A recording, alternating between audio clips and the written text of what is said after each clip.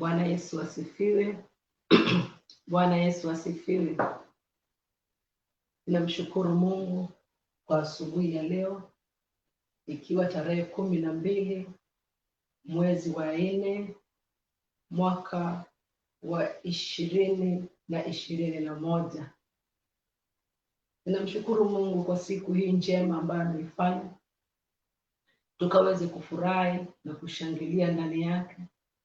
Amekuwa mwema ndani ya maisha yetu, ametuhifadhi, ametulinda hata katika period ya weekend hii ambayo imepita. Amezidi kuwa mwema maishani mwetu. Tumemuona akitupigania, tumemuona akitushindania, tumemuona akitutetea, tumemuona. Tunalo jambo la kumshukuru Mungu asubuhi hii ya leo kwa yale ambayo ametenda ndani ya maisha yetu. Karibu mtazamaji wangu, popote unaponisikia, karibu ili tukaweze kumwabudu Bwana asubuhi ya leo. Hakika hii ni ibada iliyo kamili ambayo imempendeza Mungu. Tukawa tunaifanya kila Jumatatu hadi Ijumaa asubuhi saa 10 kamili. Na kukaribisha popote ulipo. Ningependa utume likes zako, comment zako, ili tukaweze kuendelea na kuendelea vizuri na kuelewa ni kitu gani ambacho kinachohitajika. Maana mimi wanasema katika maisha ya mwanadamu hauishi kukua, kila siku unaendelea kukua. Kila siku mwanadamu huendelea kukua. Na kwa sababu kila siku mwanadamu anaendelea kukua, ni vyema kuelewa na kujifundisha hata kupitia kwa watu waliokutangulia. Bwana Yesu asifiwe. Vile nimekutangulia kukwambia, kila Jumatatu mpaka Ijumaa tutakuwa mahali hapa. Kila siku asubuhi saa 10 tunaingia live ili tukaweze kuwa na ibada ya asubuhi. Na kila Jumamosi jioni tutakuwa na kipindi cha ushuhuda. Nitakuwa nikiwaletea watu mbalimbali ambao watakuwa wanawajenga kupitia imani, kupitia ushuhuda ambao Bwana ametenda ndani ya maisha yao. Kwa hivyo karibuni sana. Mjisikie mko huru popote mlipo katika nchi yetu hii ya Kenya, mkiwa hata kule Afrika Mashariki, Magharibi, hata katika nchi zingine zote popote mlipo. Maana ninapokea comment kutoka kwingi, kwa marafiki kutoka Nigeria, wengine wako Dubai, wengine wako Saudi Arabia. Ninawakaribisha, karibuni asubuhi ya leo tukaweze kumwabudu Bwana. Na tuombe. Baba, katika jina la Yesu Kristo, ninakushukuru asubuhi ya leo kwa wema na upendo wako Mfalme katika maisha yetu. Asante Mfalme wa ajabu kwa kutarimia nafasi hii Mfalme, tukaweze kusongea mbele ya kiti chako cha enzi. Asante kwa neema hii na asante kwa kibali hichi Mfalme. Tunazidi kunyenyekea miguuni pako Mfalme. Kajitukuze Bwana katika kipindi hiki. Kajitukuze Bwana hata katika mtazamaji wangu.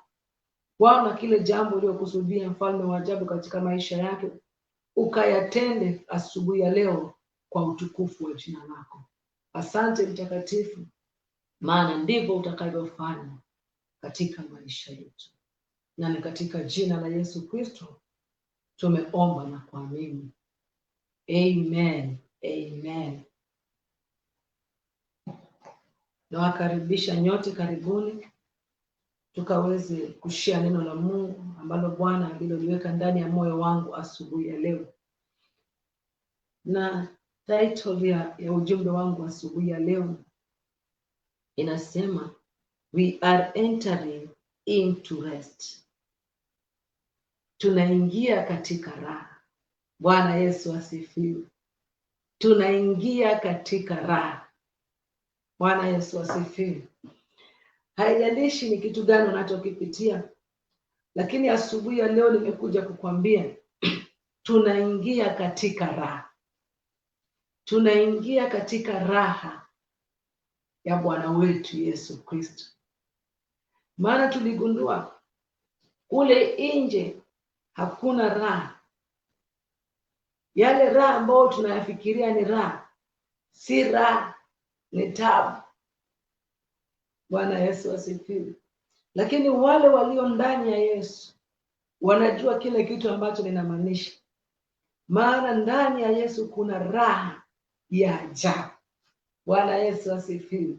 Kuna raha ya ajabu, raha ambayo haipatikani mahali popote, raha ambayo hainunuliwi kwa pesa yoyote. Raha. Bwana Yesu asifiwe. Na nenda kusoma katika maandiko, kitabu cha Mithali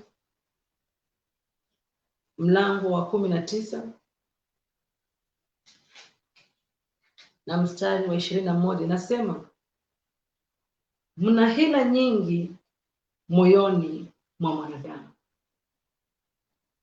lakini shauri la Bwana ndilo litakalosimama. Bwana Yesu asifiwe. Mna hila nyingi ndani ya moyo wa mwanadamu, lakini shauri la Bwana ndilo litakalosimama. Bwana Yesu asifiwe. Ni ukweli kuna hila nyingi ndani ya moyo wa mtu, ama ndani ya moyo wa mwanadamu. Na nikawa nikiangalia nikijiuliza, kwa nini hii hila, hii njama, ama hii ujanja fulani, ama hii fikra tofauti, mbona inachukua nafasi kubwa ndani ya maisha ya mwanadamu? Na nikaona ni sisi wenyewe tunaikaribisha. Ni sisi wenyewe tumekubali kutawaliwa na hii hila. Ni sisi tumekubali kutawaliwa na ujanja. Bwana Yesu asifiwe. Huu ujanja umeharibu vitu vingi ndani ya maisha yetu. Huu ujanja umefanya hata wengi wamefutwa kazi siku ya leo. Huu ujanja umefanya ndoa nyingi zimevunjika siku ya leo. Huu ujanja umefanya hata watoto wengi kutopita mitihani, kutofaulu katika maisha kwa sababu ya hila. Bwana Yesu asifiwe. Maandiko yananiambia mna hila nyingi ndani ya moyo wa mwanadamu. Na ni kweli katika maisha ambayo tunaoishi sasa, tunaambiwa usipokuwa mjanja hauwezi kutoboa ama hauwezi kufaulu katika maisha. Unaambiwa be smart. Unaambiwa be smart. Kuwa mjanja. Kuwa mjanja. Uwe ujanja tumesahau, tumeupeleka mpaka kule maofisini mwetu. Tumepeleka kule katika mabiashara zetu. Tumepeleka hata katika ndoa zetu. Hata tumezipeleka katika nyumba ya Mungu. Bwana Yesu asifiwe. Lakini maandiko yananiambia shauri la Bwana ndilo litakalosimama. Bwana Yesu asifiwe. Bwana Yesu asifiwe. Inaweza kuwa maisha ambayo unayopitia, yale magumu ambayo unayapitia siku ya leo, ni kwa sababu ya ujanja fulani, ni kwa sababu ya njama fulani ambayo ulikuwa ukijaribu kuyapanga ama uliyapanga, lakini hayakufaulu. Bwana Yesu asifiwe. Ama ni fikira fulani ambayo iliingia ndani ya akili zako, zikatawala mawazo yako na fikira zako, ukajipata taabani siku ya leo. Bwana Yesu asifiwe. Bwana Yesu asifiwe. Ujanja umekuwa ukitawala maisha yetu. Tumejipata katika maisha magumu kwa sababu ya ujanja mwingi. Tumejipata mahali pa shida kwa sababu ya ujanja mwingi. Bwana Yesu asifiwe. Bwana Yesu asifiwe. Maandiko yananiambia katika kitabu cha Timotheo wa kwanza mlango wa 2, tusome hapo katika mstari wa 15. Anasema, walakini ataokolewa kwa uzazi wake, kama wakidumu katika imani na upendo na utakaso, pamoja na roho wa kiasi. Bwana Yesu asifiwe. Tutaokolewa. Huyu ni Paulo anaongelesha Timotheo, mtoto wake Timotheo, mtoto wake wa kiroho. Anamwambia Timotheo, wataokolewa kwa uzazi wake, kama wakidumu katika imani. Bwana Yesu asifiwe. Tumepoteza imani ile ya kwanza, ile imani ambayo Kristo alituachia kwa sababu ya ujanja. Tumepoteza upendo. Tumekuwa wanafiki kwa sababu ya nini? Kwa sababu ya ujanja. Hatuwezi kumsaidia mtu, hatuwezi kufikisha mtu katika hatua ambayo anastahili kufika, maana hatuna upendo kabisa. Upendo umeondoka ndani ya maisha yetu. Ile tumekuwa na ujanja kwa sababu tunataka tukapokee vitu kutoka kwake ili tukaweze kumfikisha mahali ambapo alikuwa anastahili. Sisi tulifikishwa na nani mahali tulimefika kama si huyu Yesu, kwa upendo wake mwingi ndani ya maisha yetu?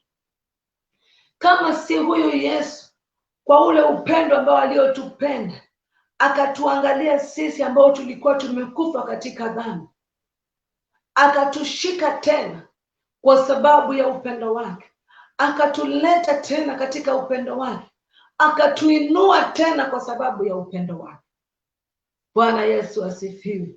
Leo hatuwezi kumuinua mtu maana hatuna upendo, bali tunataka kutumia ujanja ili tukaweze kupokea vitu kutoka kwake, ili akaweze kutuhonga, ili tukaweze kumfikisha mahali. Bwana Yesu asifiwe. Bwana Yesu asifiwe. Inaweza kuwa wewe ni mkubwa fulani pale kazini, lakini mpaka wakuhonge ili ukaweze kumfikisha mtu katika kumpatia nafasi pale kazini. Inaweza kuwa wewe ni mfanyabiashara mahali, lakini hauwezi kumpatia mwenzako nafasi mpaka akuhonge. Tumeingiwa na ujanja ambao huo ujanja umetufanya tunamkosea Mungu. Huo ujanja ambao tumekuwa tuko nao, ambao umetawala ndani ya maisha yetu, umetawala hata katika ndoa zetu. Nimetangulia kukuambia ndoa nyingi hata zimevunjika ni kwa sababu ya ujanja. Bwana Yesu asifiwe. Maandiko yananiambia mwanaume na mwanamke wataacha wazazi wao, wataunganika, watakuwa kitu kimoja. Bwana Yesu asifiwe. Lakini sasa ndoa zetu haziko pamoja, ni kwa sababu kila mtu ni mjanja kivyake, kila mtu ako na fikira zake. Lakini huko tuliunganishwa pale kanisani na tukasema tuko katika umoja na tutatembea katika nia moja. Bwana Yesu asifiwe. Lakini leo mume ana tabia yake ya ujanja, naye mama ana tabia yake ya ujanja. Bwana Yesu asifiwe. Bwana Yesu asifiwe. Maandiko inaniambia tumekosa ule upendo. Ikiwa tutadumu katika ule upendo, ujanja hautapatikana ndani ya maisha yetu. Ikiwa tutadumu katika ile imani ya kwanza ambayo tulipatiwa na Kristo, ujanja hautatawala maisha yetu. Bwana Yesu asifiwe. Anaendelea kusema na utakaso, na utakaso, utakaso. Ikiwa kila wakati tutakuwa tunajisafisha mbele za Bwana, kila siku tunajisafisha mbele za Bwana na kumwambia Bwana, tunahitaji ukatutakase. Bwana, tunahitaji kuoshwa na wewe. Tunahitaji kwa damu yako iliyomwagika pale msalabani ikatutakase, tukawe safi mbele za machoni pako.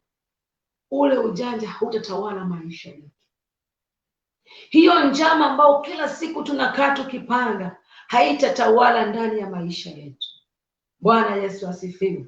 Maandiko inaniambia, Paulo anamwambia Timotheo, na moyo wa kiasi. Bwana Yesu asifiwe. Moyo wa kiasi ni kumaanisha tumekosa moyo wa kiasi. Tunataka kila kitu kiwe chetu na kila kitu viwe vyetu na vitu vyote viwe vya kwetu. Bwana Yesu asifiwe. Moyo wa kiasi. Hatutaki mwingine awe navyo. Hatutaki mwingine awe promoted pale kazini. Hatutaki mwingine apande cheo pale kazini. Hatutaki mwingine biashara yake inawiri. Ndio maana tumekosa kiasi. Bwana Yesu asifiwe. Tunataka kila kitu kiwe chetu, vitu vyote viwe vyetu na vitu vyote viitanishwe na sisi. Bwana Yesu asifiwe. Bwana Yesu asifiwe.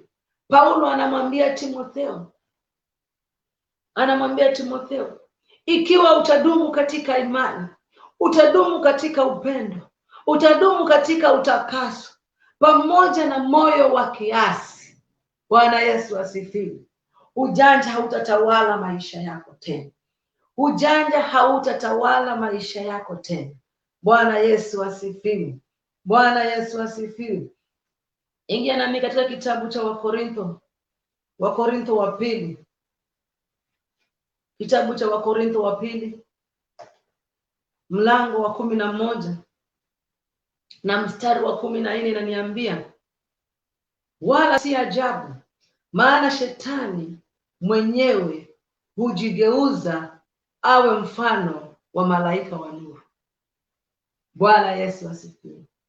Shetani anajigeuza awe mfano wa malaika wa nuru. Bwana Yesu asifiwe. Anatuambia nini mtumishi wa Mungu?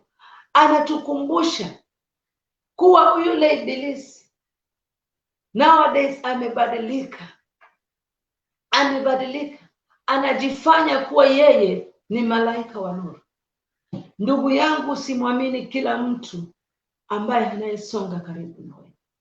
Usiamini kila mtu na maneno anayoleta kwako. Bwana Yesu asifiwe. Kila neno analolileta kwako ni vyema ukalielewe misingi yake ni nini. Bwana Yesu asifiwe. Huwa ninapenda kusema siku hizi waganga wale ambao tulikuwa tukiwajua wa kitambo, ambao walikuwa wanavaa mangozi, wanaishi katika nyumba za matope, pale ambao wale waganga tulikuwa tukiwajua ambao walikuwa hawana maviti katika nyumba zao, hawako tena hao waganga. Bwana Yesu asifiwe. Wamekuja mjini. Bwana Yesu asifiwe. Wamekuja katika mijini yetu, wamekuja katika town zetu. Kitambo ilikuwa ukitaka kwenda kutafuta mganga ni wende ukamtafute kule mashinani, kule bara. Lakini siku hizi waganga wako kwenye miji, wanavaa suti na tai. Bwana Yesu asifiwe. Wako na madhabahu yao na madhehebu yao. Bwana Yesu asifiwe. Yameandikwa mabana makubwa kuhusu kanisa lenye nguvu, kanisa lenye Bwana Yesu asifiwe. Unayajua mahali wewe unaenda kila wakati. Bwana Yesu asifiwe. Lakini mahali pale si neno la Mungu linahubiriwa mahali pale. Ujanja umeingia kwa sababu ya kutafuta pesa. Ujanja umeingia kwa sababu ya njaa ya tumbo zetu. Bwana Yesu asifiwe. Mshirika anapokuja katika kanisa, anapokuja kutafuta mchungaji, badala ya kukutana na mchungaji aliyechaguliwa na Bwana, anakutana na mchungaji mjanja. Bwana Yesu asifiwe, ambaye yuko tayari kumla kila kitu alicho nacho na kummaliza. Bwana Yesu asifiwe. Bwana Yesu asifiwe. Wengine wetu tulikopa mpaka maloni. Tumewachwa na madeni. Kisa na maana ni kwa sababu tunaenda kuvunja madhabahu. Kisa na maana tunaenda kuvunja laana za ukoo. Bwana Yesu asifiwe. Kwani ile damu ya Yesu iliyomwagika pale msalabani, ambayo ulikiri katika kinywa chako na ukampokea Yesu kuwa Mwokozi ndani ya maisha yako, haikuvunja laana kwako. Haikuvunja laana ya ukoo kwako. Haikuvunja madhabahu ya mababu zako. Haikufuta dhambi ambazo ulizokuwa umetenda, mpaka usindikize ile madhabahu na 1000 yako moja na 500 yako moja na 10,000 yako na 20,000 yako. Bwana Yesu atuhurumie. Atuhurumie. Kuna tofauti gani kanisa la leo na nyumba ya mganga? Kule kwa waganga tulikuwa tunatoa ng'ombe, tulikuwa tunatoa mbuzi, tulikuwa tunatoa na kuku, tulikuwa tunatoa na fedha, ili tukafanyiwe, tukavunje, tukaondoe laana, tukaondoe na nuksi, tukaondoe tabu ndani ya jamii zetu, tukaondoe na hata magonjwa. Lakini leo tumehamishwa, tumeleta katika madhabahu ya Mungu. Tunatoa hapa tukavunjiwe laana, tunatoa hapa tukaondolewe visirani, tunatoa hapa ili tunajaribu kumuhonga Mungu. Yani ni kama ile damu ya Yesu haina thamani, haina nguvu. Yani ile damu ya Yesu haina nguvu tena mpaka tuisindikize na sadaka. Bwana Yesu asifiwe. Mpaka tuisindikize na sadaka ndio ikaweze kufanya kazi ndani ya maisha yetu. Hapana. Bwana Yesu asifiwe. Hiyo nimekataa. Bwana Yesu asifiwe. Bwana Yesu asifiwe. Ndio maana mtumishi wa Mungu anasema hapa, wala si ajabu, maana shetani mwenyewe hujigeuza awe mfano wa malaika wa nuru. Wale waganga ambao tulikuwa tukiwajua wamebadilika, wamejifanya kuwa ni malaika wa nuru. Wameingia kutudanganya, wameingia kwa sababu ya ujanja. Wengine hata wameingia kiwango cha kubadilisha hata neno la Mungu ili wakaweze kupokea vitu kutoka kwetu. Bwana Yesu asifiwe. Sisemi ni vibaya unapopeleka sadaka katika nyumba ya Mungu. Sisemi vibaya unapotoa dhabihu katika nyumba ya Mungu. Lakini dhabihu ambayo inastahili kupokelewa katika nyumba ya Mungu ni ile dhabihu yako ya shukrani kwa yale Mungu aliyokutendea. Kwa yale Mungu aliyokutendea. Yale Mungu amekufikisha. Wewe ndani ya moyo wako unasikia, unasema lazima nikapeleke dhabihu ndani ya nyumba ya Mungu. Bwana Yesu asifiwe. Nikapeleke dhabihu ya shukrani. Nikapeleke dhabihu ya kumshukuru Mungu kwa ajili ya watoto wangu. Nikapeleke dhabihu ya shukrani kwa sababu ya biashara yangu. Nikapeleke dhabihu ya shukrani kwa ajili ya kazi yangu, nikapeleke dhabihu ya shukurani kwa ajili ya ndoa yangu. Bwana Yesu asifiwe. Bwana Yesu asifiwe. Mungu atusaidie tuwe na macho ya ndani, tukaweze kumwelewa Mungu anasema nini juu ya maisha yetu, na Mungu akatufungue macho yetu ya ndani, kila ambaye tunayemkaribia tukaweze kumwelewa ni roho gani ambayo inayotawala ndani ya maisha yake. Maana wengi wanatawaliwa na roho ya tamaa, wengi wanatawaliwa na roho ya ujanja, wengi wanatawaliwa na roho ya kutamani vitu, na ndipo tumedanganywa. Hata wagonjwa wetu wengine hata wamekufa, na tulitoa sadaka kubwa na tukaibiwa watapona, lakini siku leo hawako tena, wamekufa. Siku ya leo hiyo biashara yako haiendelei. Siku ya leo pale kazini ulifutwa na ulitoa sadaka iliyo kubwa. Bwana Yesu asifiwe. Mungu atuhurumie. Yesu atuhurumie. Atuhurumie kwa sababu ya mtu ambaye ni mjanja. Mungu akatuepushe na hao wajanja, akatuepushe na hao wajanja ambao wamekaribia katika maisha yetu, ambao kazi yao ni kutaka kutumaliza. Nimekuambia wengi tumewachwa na madeni. Tulichukua mabank loan kwa sababu ya mtu akatufanya tuchukue, tukaharibu madhabahu, tukafanya yale tulikuwa tunataka kuyafanya, lakini leo hayakufanyika. Ndoa zetu zimevunjika kwa sababu ya ujanja. Marafiki ambao tuliokuwa nao wametuweka ujanja, wakatuambia unaweza kukaaje peke yako. Siku hizi unaweza kubadilisha chakula, si lazima ukule diet moja kwa siku. Unaweza kubadilisha diet. Tukapewa ujanja wa kubadilisha chakula. Tuko taabani, magonjwa yamekushika mama, magonjwa yamekumaliza mzee, kwa sababu ya ujanja, kwa sababu ya njama fulani ambayo imekuwa ikitawala maisha yako. Kitabu cha Mika mlango wa 6 mstari wa 8 inasema hapo, mstari wa 8: mwanadamu, yeye amekuonyesha yaliyo mema, na Bwana anataka nini kwako ila kutenda haki na kupenda rehema na kwenda kwa unyenyekevu na Mungu wako.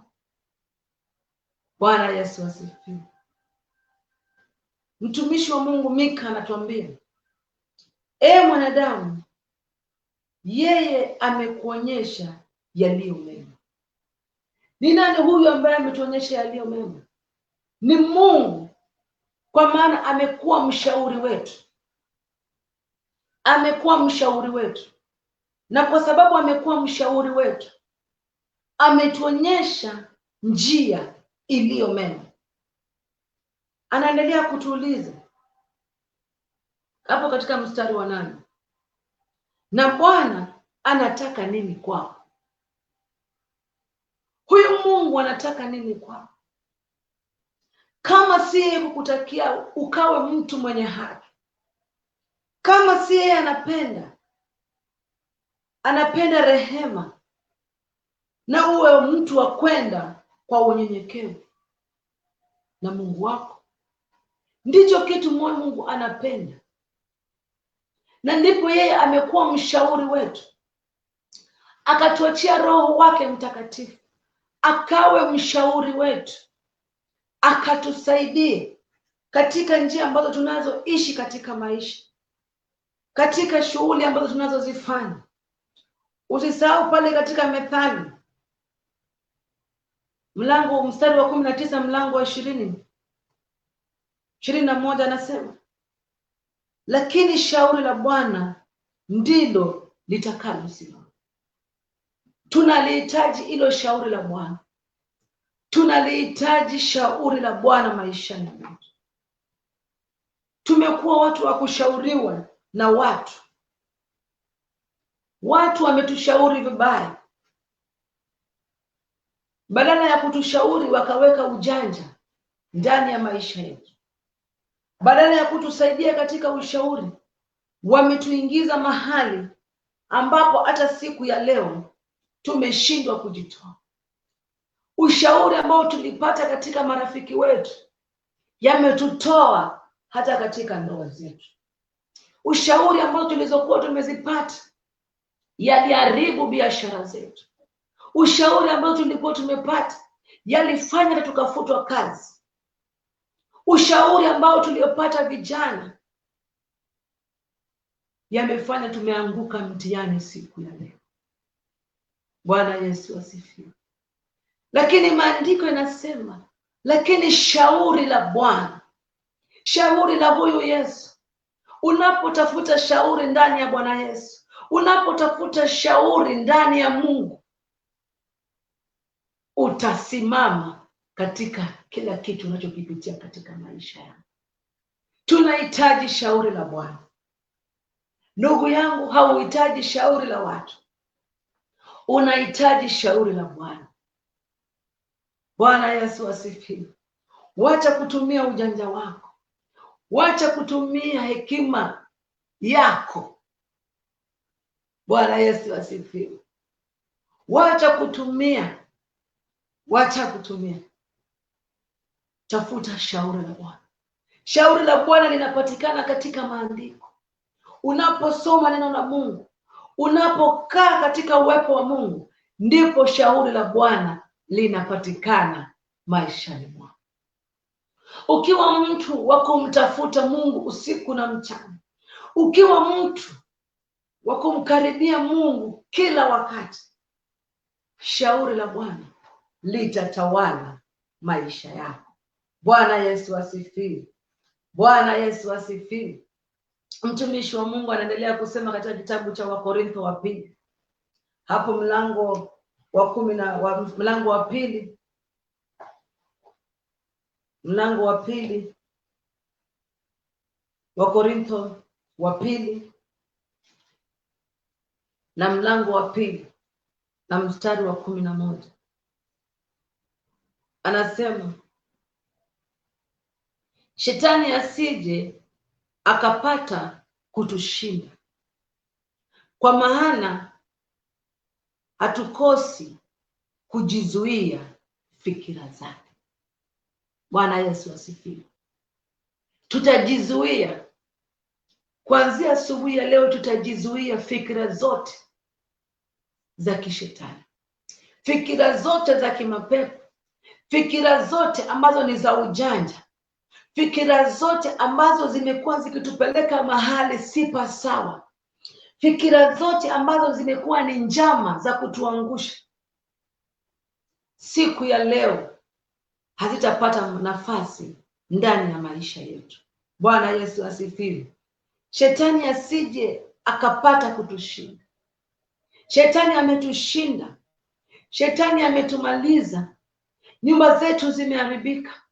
Watoto wetu wameharibika. Ndoa zetu zimeharibika. Biashara zetu zimeharibika. Kanisa la Mungu limeharibika kwa sababu ya ujanja. Lakini kuanzia siku ya leo, kwa maana tutakosa kujizuia, tutazizuia. Tutakosa kujizuia, tutazizuia kila fikira, kila wazo, kila maneno, kila neno na kila tendo ambalo aliunganiki na shauri la Bwana. Tutalizuia. Bwana Yesu asifiwe. Tutalizuia, hatutalikubali likatawale maisha yetu. Kila shauri ambalo halipatikani katika neno la Mungu, Bwana Yesu asifiwe. Kila shauri ambalo halitulipati katika maandiko halitatawala ndani ya maisha yetu kuanzia siku ya leo. Hatutakubali likatawale maisha yetu kuanzia siku ya leo. Hatutakubali. Tutamshinda shetani. Tutamshinda shetani na ujanja wake wote. Tutashinda shetani na maajenti wake wote. Bwana Yesu asifiwe. Tutawashinda wote. Tutawashinda wote na ujanja wao wote, maana Bwana atakuwa shauri letu. Bwana Yesu asifiwe. Bwana atakuwa shauri letu. Tutatafuta shauri katika neno la Mungu. Tutatafuta shauri katika nyumba ya Mungu. Tutatafuta shauri kwa watumishi wa Mungu, wale ambao ni watumishi wa Mungu wa kweli, wale ambao hawana haja na mali zetu, wale hawana haja na chochote chetu, bali Mungu amewaweka pale kwa ajili ya kutushauri. Bwana Yesu asifiwe. Huko ndiko tutakimbilia, ambalo shauri lao halitatoka katika fikra zao, ambalo shauri zao hazitatoka katika tumbo zao, bali shauri zao zitatoka katika neno la Mungu. Bwana Yesu asifiwe. Shauri lao litatoka katika nyumba ya Mungu, katika neno la Mungu. Bwana Yesu asifiwe. Kweli tumeenda mbali kutafuta ushauri. Tumeshauriwa katika vitabu tofauti ambavyo viliandikwa na watu.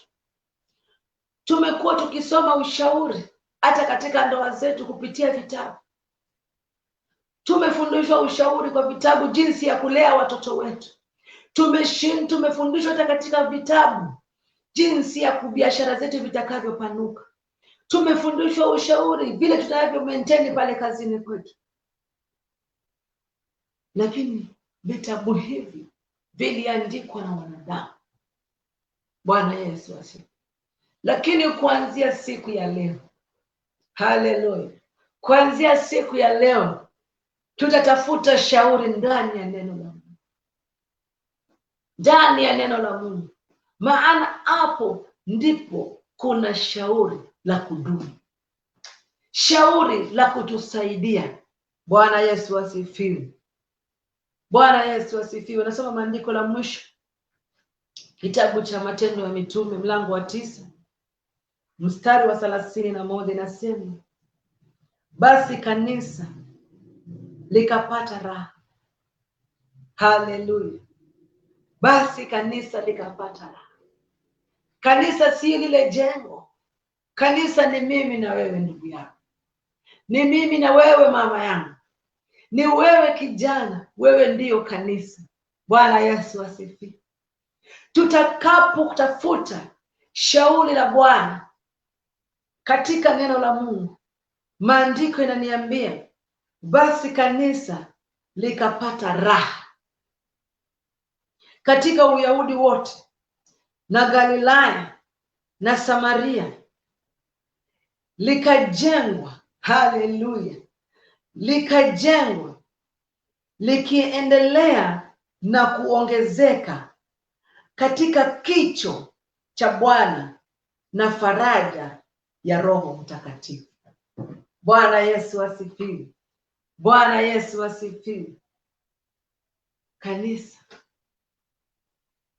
likapata raha. Mama yangu, unapoacha ujanja utapata raha. Unapotafuta shauri katika neno la Mungu utapata pumziko katika ndoa yako. Utapata pumziko katika biashara yako. Mzee utapata pumziko. Kijana utapata pumziko. Mchungaji utapata pumziko. Utapata raha. Utapata raha. Bwana Yesu asifiwe. Anaendelea kusema likajengwa. Utajijenga. Utajengeka katika misingi iliyo sawa, iwapo utatafuta shauri katika neno la Mungu, ama utapata shauri kwa watumishi wa Mungu ambayo wanamtumikia Mungu aliye hai. Sio wale waganga wajanja, sio wale watumishi wajanja, ni wale watumishi wa Mungu aliye hai. Bwana Yesu asifiwe. Bado wako watumishi wa Mungu aliye hai, bado wako, hawajaondoka. Bado wako wale ambao wanahubiri neno la Mungu kwa kweli, wale wanaabudu Mungu wa kweli, na wanatembea na maandiko sawa sawa na vile neno la Mungu linasema. Bwana Yesu asifiwe. Anasema utajengeka. Hakuna kitu kitakutingisha. Hata kuja upepo na dhoruba na mvua kali, hata ikuje shida ya aina gani, hautayumba. Ni kwa sababu shauri la Bwana limekujenga. Bwana Yesu asifiwe. Shauri la Bwana limekuwa ni pila ndani ya maisha yako. Hata ije msukosuko wa aina gani, utakuwa umejengeka imara katika neno la Mungu. Bwana Yesu asifiwe. Anaendelea kusema na kuongezeka katika kicho cha Bwana. Bwana Yesu asifiwe. Bwana Yesu asifiwe. Yani kuongezeka katika hekima ya Bwana, sio hekima ya mwanadamu. Kuongezeka katika maarifa ya Mungu, sio ya mwanadamu. Bwana Yesu asifiwe. Kuongezeka. Hili kanisa liliongezeka katika kicho cha Bwana. Nami nakutangazia asubuhi ya leo, ukaongezeke, ukajengeke, na ukapate raha, ukapate amani katika jina la Yesu. Ukapate amani, ukapate raha, ukapate pumziko, kwa maana umechagua shauri la Bwana. Bwana Yesu asifiwe. Anaendelea kuniambia na faraja ya Roho Mtakatifu. Bwana Yesu asifiwe. Faraja ya Roho Mtakatifu. Faraja ya Roho Mtakatifu. Kwa chochote unachokipitia, yani Bwana anaenda kukupatia raha, anaenda kukupatia pumziko. Haleluya. Anaenda kukupatia pumziko. Ni kwa sababu umeamua kuunganika na shauri lake. Umeamua kuunganika na shauri lake, ambalo nimekutangulia kukuambia shauri lake linapatikana katika neno la Mungu. Wacha kutafuta shauri kwa watu ambao wasiomjua Mungu. Wacha kutafuta shauri kwa watu wenye vituko. Wacha kutafuta shauri, mchungaji, kwa watu ambao ni wajanja, ni watu wenye tamaa, ni watu ambao wanafikiria maisha yao peke yao. Bwana Yesu asifiwe. Tafuta shauri lako katika neno la Mungu. Mama, tafuta shauri lako katika neno la Mungu, ndoa yako ikajengeke. Bwana Yesu asifiwe. Wacha kutafuta shauri kwa marafiki. Hao marafiki wako hawamjui hata Mungu. Tafuta shauri katika neno la Mungu. Tafuta shauri katika neno la Mungu, na haya yote utapata raha, utapata pumziko, utapata kujengwa ama kujengeka imara. Bwana Yesu asifiwe. Utapata unaanza kukua na kulielewa na kujengeka na kuongezeka katika chuo cha Bwana. Utaelewa kila neno la Mungu likisomwa ama likifundishwa, Roho wa Mungu atakuwa mahali pale kwa ajili ya kukumbusha, kwa ajili ya kukufundisha, kwa ajili ya kukuonya. Bwana Yesu asifiwe. Bwana Yesu asifiwe. na faraja ya Roho Mtakatifu itakuwa juu ya maisha yetu. Roho wa Bwana yuko pamoja nasi. Roho Mtakatifu yuko pamoja nasi, na yuko pamoja nasi kwa ajili ya kutushauri. Bwana Yesu asifiwe. Na sio kutushauri tu, kutushauri neno la Mungu. Bwana Yesu asifiwe. Shauri la Mungu ndilo linafaa zaidi katika maisha yetu. Asubuhi ya leo, ninajua umekuwa ukitafuta shauri mbalimbali. Umejipata umeumia kwa sababu haukutaka kuunganika na shauri la Mungu. Ulitaka kupata vitu vya haraka haraka. Ulitaka kupata kazi za haraka haraka, biashara yako ipanuke haraka haraka, watoto wako wainuke haraka haraka, ndoa yako iwe haraka haraka. Na tukajipata tumeingia mikononi mwa wajanja. Maana shetani alijua sisi hatutaki kuunganika na huyu Yesu. Hatutaki kuunganika na hili neno la Mungu. Ndio maana akatupora. Siku ya leo tunalia. Siku ya leo tunajutia. Ninakukaribisha popote ulipo, ukajiachilie, kajikabidhi mbele za Bwana. Ukajikabidhi mbele za Bwana, ili Yesu akakupatia uhai. Bwana Yesu asifiwe. Utakapopokea huyu uhai wa Yesu Kristo na kumpokea Yesu kuwa Mwokozi ndani ya maisha yako, na ukakiri kuwa Yesu ni Bwana ndani ya maisha yako, Bwana Yesu asifiwe, hautaingia tena katika ile ujanja. Hautategwa tena katika ule ujanja. Maana misingi yako utaiweka katika misingi iliyo sawa. Bwana Yesu asifiwe. Usisahau maandiko inaniambia sio wote wamwitao Bwana Bwana watakao urithi ufalme. Sio wote. Bwana Yesu asifiwe. Kwa hivyo ni vyema popote ulipo mama yangu, popote ulipo binti yangu, popote ulipo kijana wangu, popote ulipo wewe mzee, ukajiachilie mbele za Bwana, ukajikabidhi mbele za Bwana. Surrender yourself before God, ili akakupatia uhai huyu Yesu. Bwana Yesu asifiwe. Naye atakusaidia kukua katika neno lake. Atakusaidia kudumu katika neno lake. Atakusaidia kupanuka katika neno lake.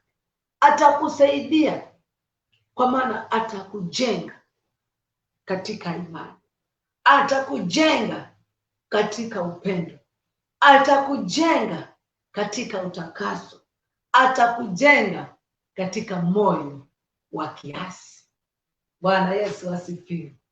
Naomba ukaseme pamoja nami ombi hili. Sema: Bwana Yesu, naja mbele zako mimi nikiwa mwenye dhambi. Naomba unisamehe dhambi na makosa yangu. Siku ya leo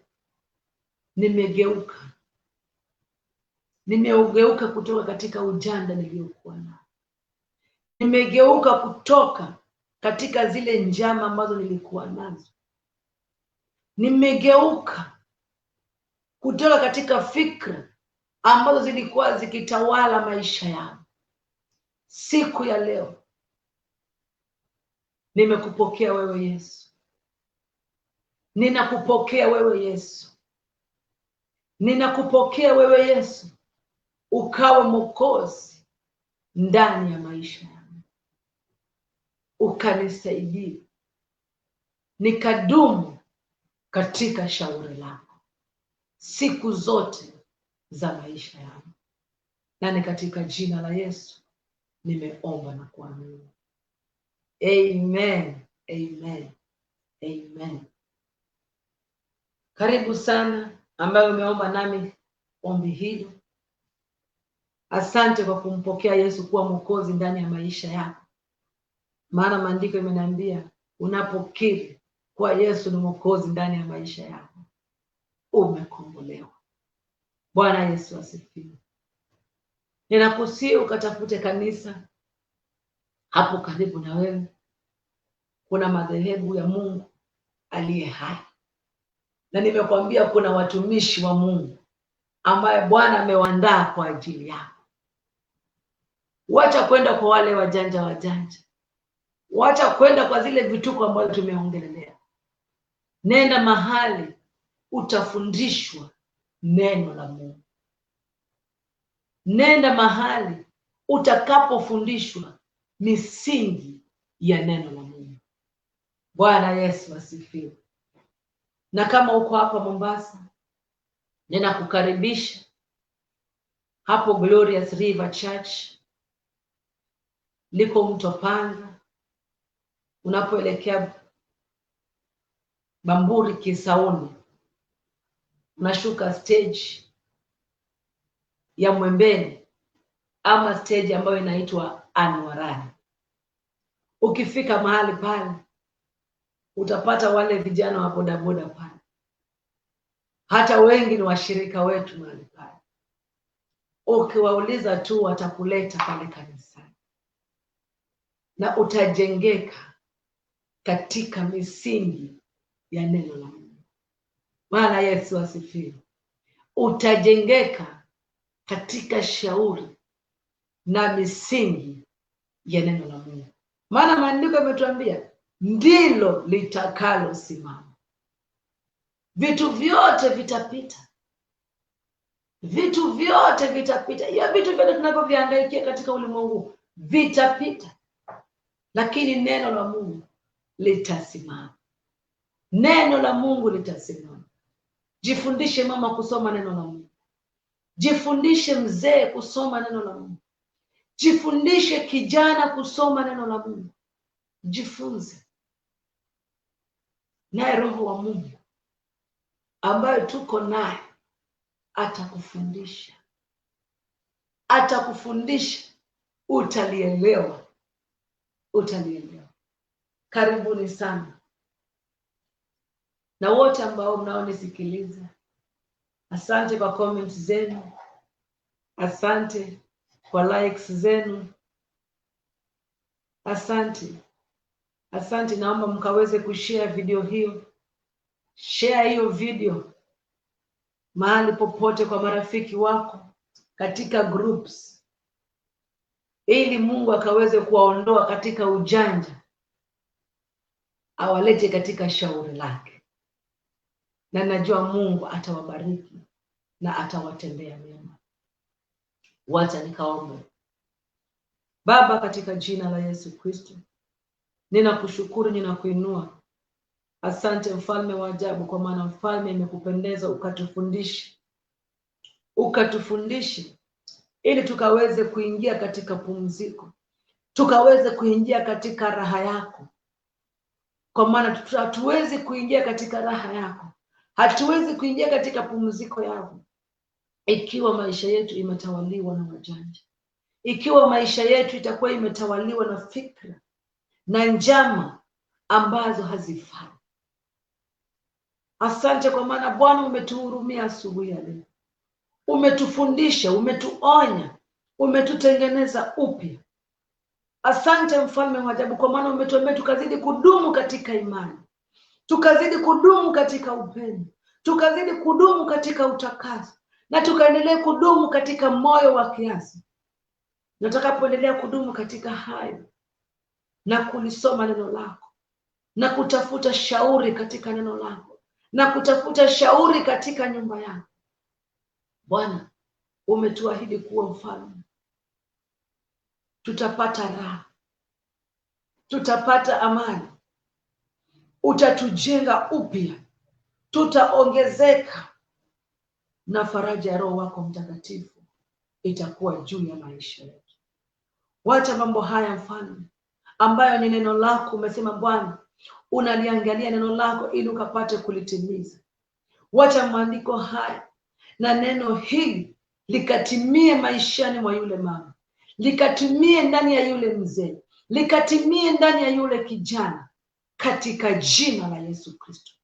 Pokea sifa, pokea na utukufu Mfalme, maana ndivyo utakavyofanya, na ni katika jina la Yesu Kristo tumeomba na kuamini.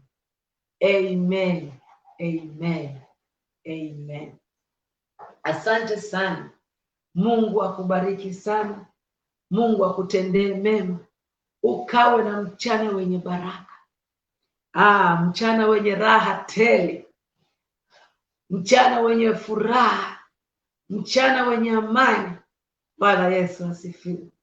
Mchana wenye utulivu. Bwana Yesu asifiwe. Mchana wenye amani. Upendo mwingi mwingi ukamiminike hata kwa wale ambao wako karibu na wewe pale ofisini. Furaha ya Bwana ikawe ndani yako. Upendo wa Bwana ukamiminike maishani mwako. Siku ya leo maisha yako yakaonekane tofauti, maana ujanja wa ibilisi umeondoka na shauri la Bwana limechukua nafasi maishani mwako. Ubarikiwe sana na Mungu akakutendee mema. Mungu akakutendee mambo makubwa, akakutendee mambo ya ajabu.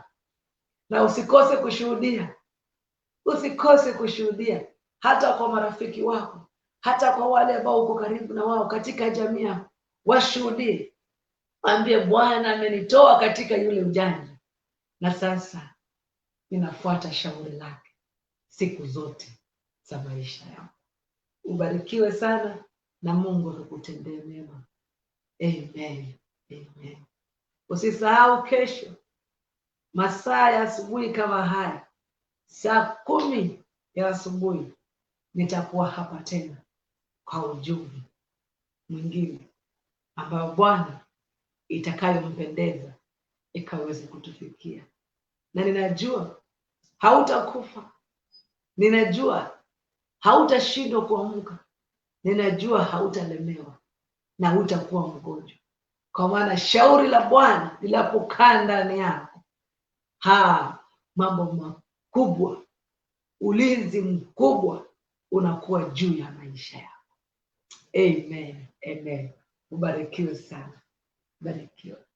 Amen. Amen. Amen. Amen.